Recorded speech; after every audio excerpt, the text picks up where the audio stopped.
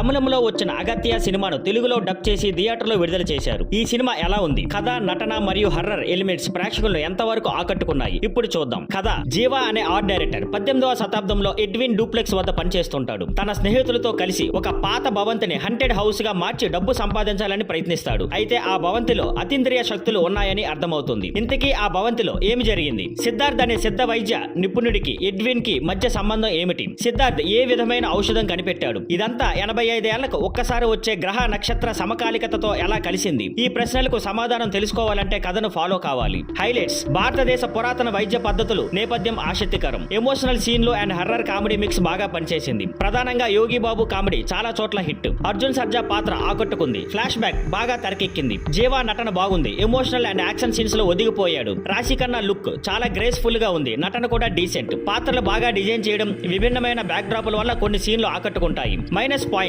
కథ కొత్తదేమీ కాదు. ఇలాంటి కాన్సెప్ట్ ను చాలా సినిమాలు చూపించాయి. పేసింగ్ అసమతుల్యం. కొన్ని సన్నివేశాలు నెమ్మదిగా సాగుతాయి. హర్రర్ ఎలిమెంట్స్ ప్రేక్షకులు భయపెట్టేలా లేవు. కొన్ని చోట్ల రొటీన్ గా అనిపిస్తాయి. సెకండ్ హాఫ్ లో అనవసరమైన పాటలు, రొమాంటిక్ ట్రాక్స్ సినిమా స్పీడ్ తగ్గించాయి. క్లైమాక్స్ యాక్షన్ పూర్తిగా కంప్యూటర్ గ్రాఫిక్స్ తో చేయడంతో అసలైన ఫీల్ మిస్ అయ్యింది. టెక్నికల్ విషయానికి వస్తే సినిమాటోగ్రఫీ బాగుంది. 18వ శతాబ్దపు కాలాన్ని బాగా చూపించారు. యువన్ శంకర్ రాజా బ్యాక్గ్రౌండ్ స్కోర్ ఆకట్టుకుంటుంది. కానీ పాటలు అంత ప్రభావం చూపించలేదు. ఎడిటింగ్ బాగా ఉండాల్సి ఉంది. కొన్ని అనవసరమైన సీన్లు కట్ చేసి ఉంటే బెటర్. దర్శకుడు పా విజయ్ సిద్ధ మెడిసిన్ కాన్సెప్ట్ తీసుకున్న horror and fantasy elements correct గా మిళితం చేయలేకపోయాడు. ఇంకా ఫైనల్ గా వస్తే అగత్య సినిమా హర్రర్ థ్రిల్లర్ పాతకాలం నేపథ్యం సిద్ధ మెడిసిన్ అంశాలను కలిపి ఒక ప్రయోగం చేసింది. అర్జున్ సర్జా, జీవా, రాశి ఖన్నా మంచి నటన చూపించిన సినిమా కథలో కొత్తదనం లేకపోవడం, హర్రర్ ఎఫెక్ట్ తగ్గడం, స్లో నరేషన్ వలన పూర్తిగా ఎంగేజ్ చేసే సినిమా కాదు. హర్రర్ థ్రిల్లర్ ను ఇష్టపడేవారు ఓసారి చూడొచ్చు, కానీ భారీ అంచనాలు పెట్టుకోకండి. మజాకా మూవీ రివ్యూ. అర్ధ మజా.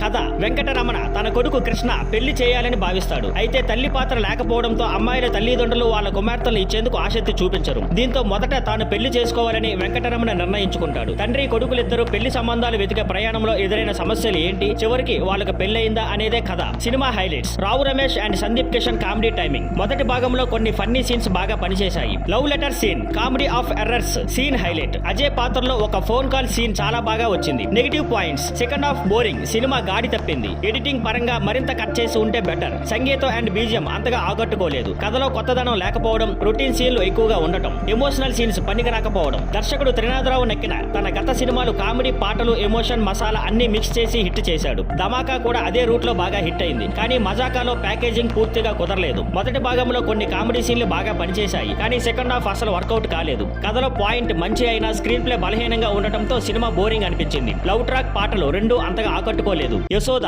పాత్రను మరింత బలంగా రాయాల్సింది. హాస్యభరితమైన సీన్లు కొన్ని ఆకట్టుకున్నా మిగతా సినిమా పెద్దగా ఎంటర్టైన్ చేయలేదు. చివరగా వస్తే మజాకా ఒక half entertainer. Rao Ramesh, Sandeep Kishan comedy బాగుంది. కొన్ని సీన్లు నవ్విస్తాయి, కానీ సినిమా మొత్తం ఫన్నీతో నిండిపోయిందా అంటే మాత్రం కాదు. కథ బలహీనంగా ఉండటంతో, స్క్రీన్ ప్లే పట్టు లేకపోవడంతో సినిమా అంతంత మాత్రంగా మారింది. కామెడీ సీన్స్ కోసం ఓసారి ట్రై చేయొచ్చు, కానీ పెద్దగా అంచనాలు పెట్టుకోకండి. మజాకా అర్ధ మజా. Thank you for watching. Please like, share and subscribe.